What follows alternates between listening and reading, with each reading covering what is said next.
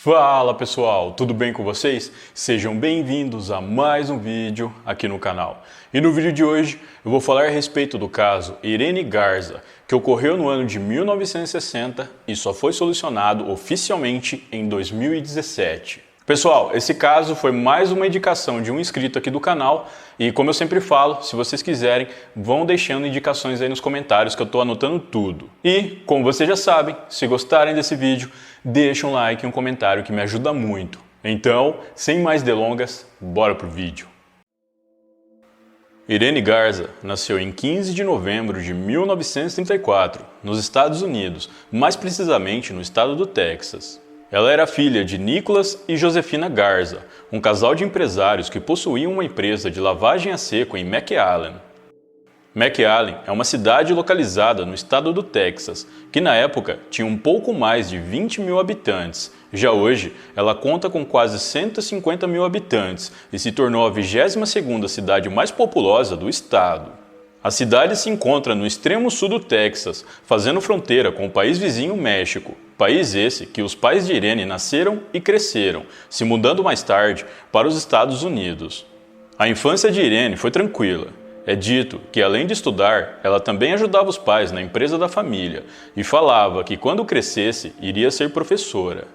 Quando adolescente, a empresa da família prosperou e se tornou um negócio muito bem sucedido. Com isso, a família decidiu se mudar para uma área melhor da cidade, saindo do lado sul de McAllen e indo para o norte, conhecido como a parte nobre da cidade. Ainda na adolescência, Irene estudou na McAllen High School, onde se tornou a primeira garota de origem latina a se apresentar como twirler, também conhecida como Marjorete de bateria principal. Para quem não sabe o que é isso, é semelhante a uma ginástica rítmica que combina dança, agilidade, coordenação e flexibilidade enquanto manipula um único bastão ou vários bastões. Sim, eu peguei isso do Wikipedia, pois nem eu sabia o que era direito. Mais tarde, em 1958, aos 24 anos, Irene foi coroada Miss em um evento conhecido como Queridinha do Coração do Sul do Texas. Ela também foi rainha do baile no Colégio Pan-Americano. Nessa mesma época, Irene já havia se formado na faculdade e era professora, algo que ela queria desde a infância, como eu já mencionei. Ela gostava de ensinar outras pessoas, em especial crianças pobres do lado sul de McAllen, lado esse que Irene morou até a sua adolescência e conhecia bem a realidade de quem morava lá. Todos que conheciam a jovem a descreveram como uma pessoa educada, gentil e às vezes tímida. Ela fazia parte do grupo católico Legião de Maria e levava muito a sério a sua fé católica, frequentando diariamente a missa e a comunhão. Irene era considerada uma jovem muito bonita. Sua beleza, inclusive, foi comparada à de grandes estrelas de cinema da época. Obviamente, essa beleza atraiu muitos homens que almejavam ter um pouco da atenção dela, e um desses homens foi o responsável pelo seu trágico fim. Em 16 de abril de 1960, um sábado, Irene, que ainda morava com os pais, disse a eles que iria até a igreja do Sagrado Coração de McAllen para se confessar. Era de noite e vários paroquianos disseram mais tarde que viram a jovem na igreja naquele dia. No entanto, após isso, Irene não foi mais vista por ninguém. Quando Irene não retornou para casa naquela noite, inicialmente os pais dela pensaram que ela havia ficado na igreja para a missa da meia-noite. Porém, as horas foram passando. Deu 1 da manhã, 2 e por fim 3. Os pais de Irene sabiam que havia algo de errado. A filha era muito responsável e não era comum ficar até tarde da noite fora de casa sem avisar, ainda mais naquela época.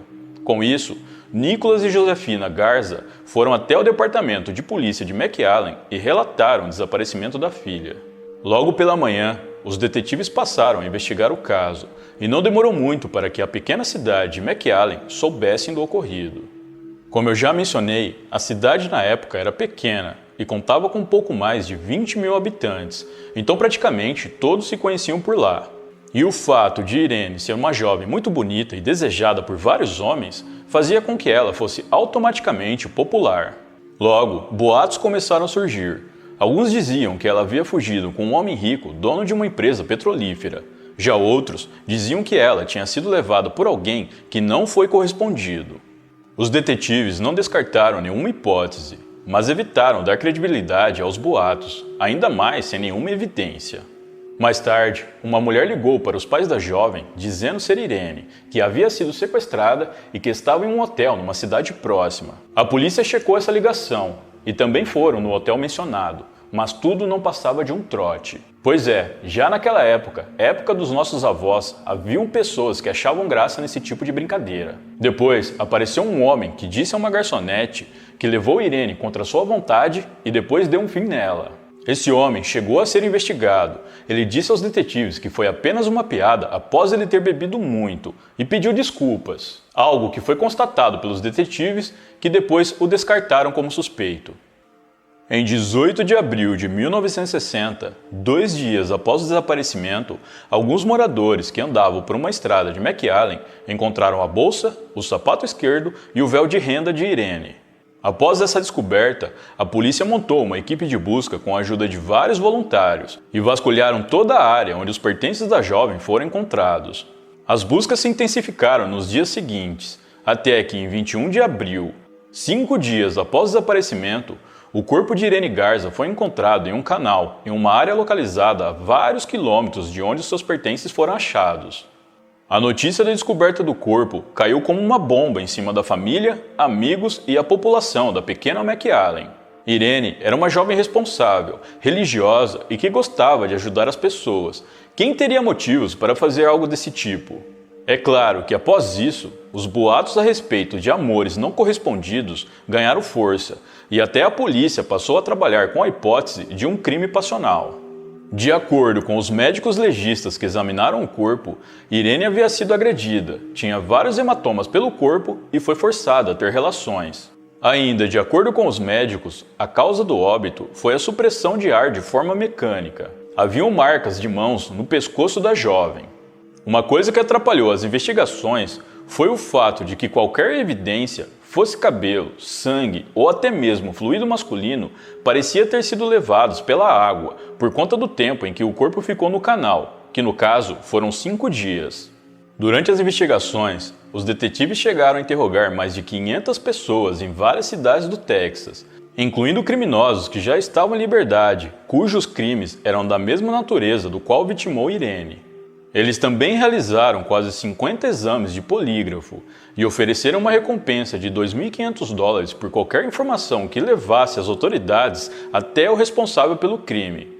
Esse valor da recompensa foi o maior valor já oferecido na região sul do Texas. Mais tarde, empresários se uniram e cada um deu uma quantia em dinheiro, somando um total de $10.000 como recompensa para quem soubesse algo referente ao crime. Mas, apesar desses esforços, a polícia não teve grandes avanços e as investigações estavam indo bem lentamente. Uma nova luz se acendeu sobre a cabeça dos detetives após o canal em que Irene foi encontrada ter sido drenado. Lá, eles acharam um visualizador de slides de fotos, um projetor que, por conta do peso, os detetives acreditavam que teria sido usado para manter o corpo afundado. Após uma breve investigação, foi descoberto que esse projetor pertencia a um padre de 27 anos chamado John Bernard Fate. John foi uma das últimas pessoas a ver Irene com vida. Foi com ele que a jovem foi se confessar, e ele já tinha sido interrogado pelos detetives, que inclusive o submeteram ao teste do polígrafo, no qual ele passou sem nenhum problema. Como John era um padre respeitado e ainda tinha passado nesse teste, os detetives o descartaram rapidamente como suspeito, mas com essa nova descoberta, ele estava novamente no radar das autoridades. Durante as investigações em cima de John, os detetives ouviram relatos de outros padres que disseram ter notado um comportamento irregular do homem. Segundo eles, no dia em que Irene desapareceu, John havia levado a jovem para se confessar em outra sala, ao invés da cabine de confissão como de costume. Eles disseram ainda que após a missa da meia-noite, notaram que as mãos de John estavam com marcas de arranhões. John inicialmente negou ter ouvido a confissão de Irene em outra sala. No entanto, mais tarde, ele admitiu que fez isso, mas que não tinha feito nada com a jovem. Ele ainda justificou o seu comportamento estranho e a sua ausência do local de confissão, alegando que os seus óculos haviam quebrado enquanto brincava com ele ao ouvir uma confissão de outra pessoa.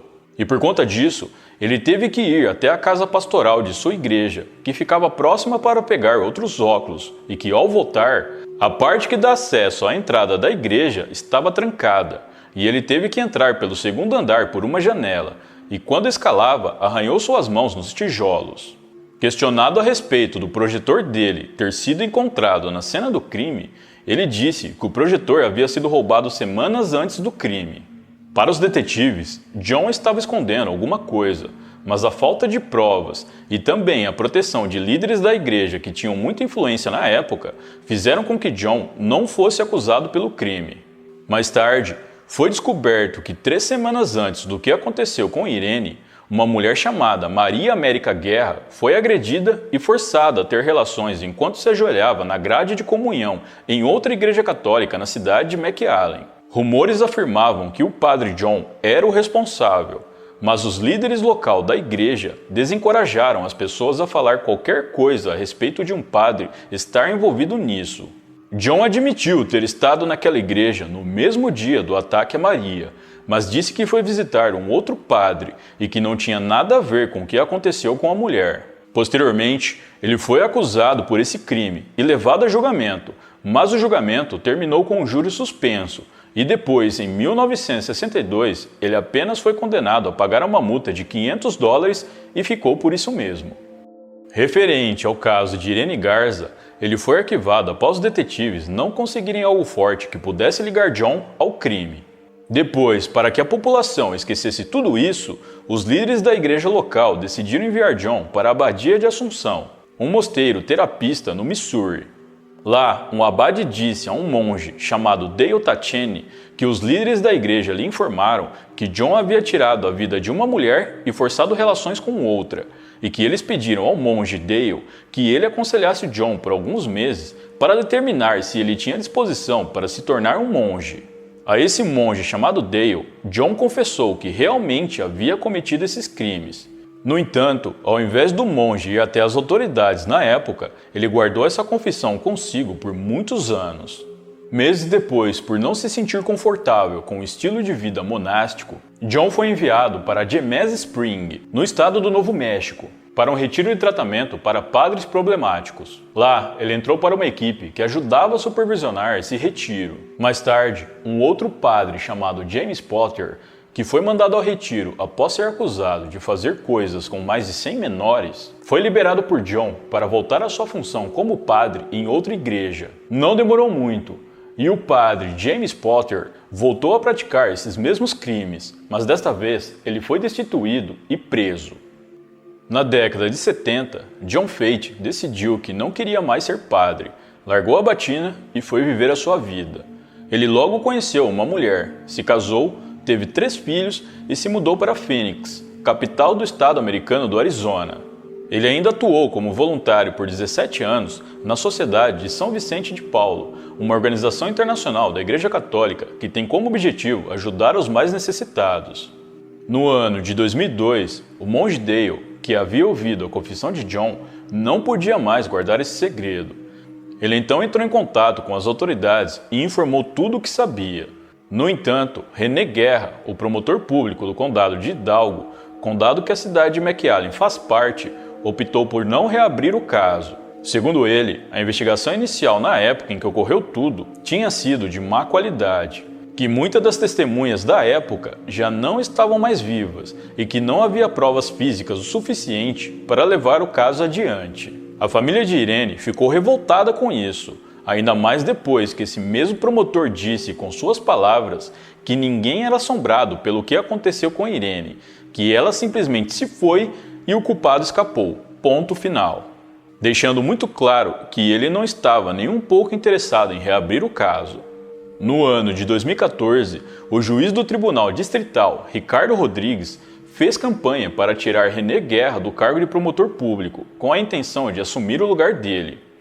Ricardo disse que, caso fosse eleito, ele traria justiça para a família de Irene Garza e prometeu reabrir o caso assim que assumisse o cargo. E ele foi eleito. Assim que assumiu o cargo de promotor público do condado em 2015, Ricardo Rodrigues anunciou que o caso Irene Garza estava oficialmente reaberto. Em fevereiro de 2016, John Fate foi preso na cidade de Scottsdale, no Arizona. Ele tinha 83 anos no momento de sua prisão e só conseguia se movimentar com o uso de um andador. Em março do mesmo ano, ele foi mandado para o Texas e encarcerado em um centro de detenção no condado de Hidalgo. Ele entrou com uma alegação de inocência e a promotoria solicitou uma fiança de $750 mil, enquanto que a equipe de defesa pediu uma fiança de $100 mil, dizendo que John tinha um câncer de rim e bexiga em estágio 3. O juiz, no entanto, estabeleceu uma fiança de $1 milhão.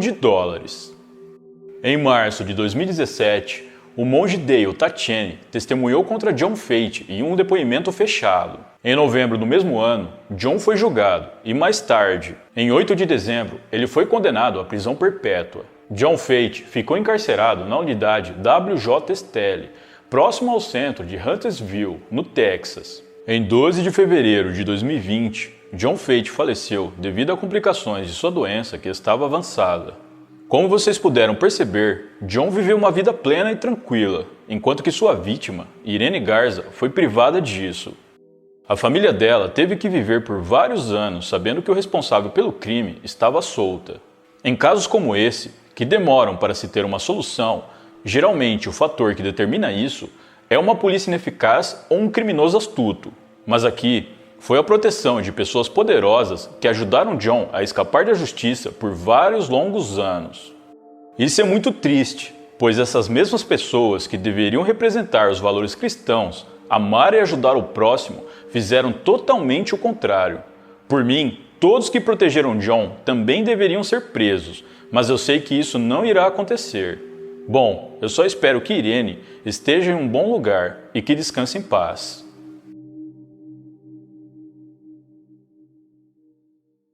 Então é isso, pessoal. Muito obrigado por me assistir até o final. Eu vou ficando por aqui. Um grande abraço e até a próxima.